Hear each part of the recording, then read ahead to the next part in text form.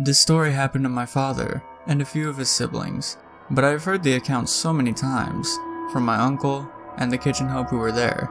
Imagine a small town in the late 60s, where everyone knew each other. The walls were low, and gates and hearts were always open to visitors. My grandfather was the town mayor, and normally had people traveling from rural areas such to meet him, and tell him about their problems. Seeing strange faces in the house were not out of the routine, as my grandfather had offices in the front of the house and my grandmother counseled women in the backyard. There was a private garden, and the residence wing where the only close family members were able to visit. Also, relevant to the story, there was a huge plot of land on the left side where quarters were made for the help. On the back side of the house ran a small street, parallel to the main street on the front. I know the house layout very well because I was born and raised in this house. One day my grandmother was off to get groceries, and my grandfather was traveling. My great uncle had taken my younger aunt and uncle on a ride, and my father, my older uncle and aunt, were all at home playing in the resident wing.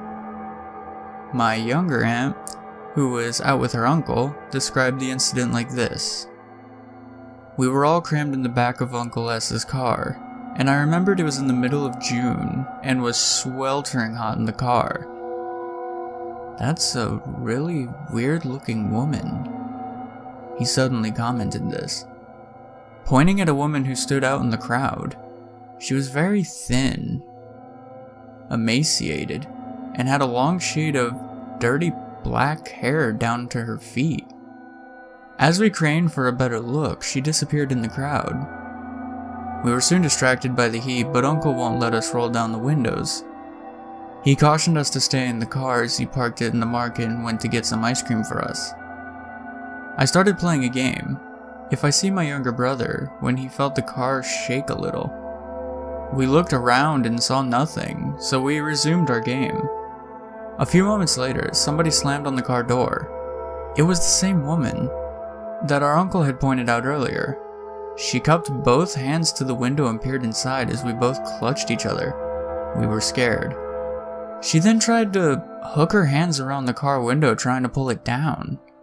We screamed and she suddenly turned and walked away as our uncle came into view. He started the car and we didn't say anything to him because we were still too scared.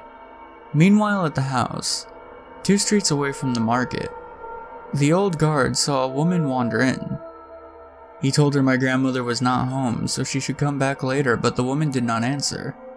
She instead ran towards the resident wing, and my father and his siblings saw her coming and barred the door.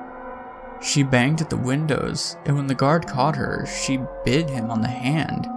From their description, it was the same woman as seen earlier in the market. Nobody knew what she wanted, who she was, and why she was in the area, as she did not even speak a single word. She then walked towards the empty ground with the help's quarters there. It was lunchtime, and thinking she was a homeless woman, they invited her for lunch. According to the cook, she ate 4 full loaves of bread and a pot full of soup before leaving. Nobody saw her again.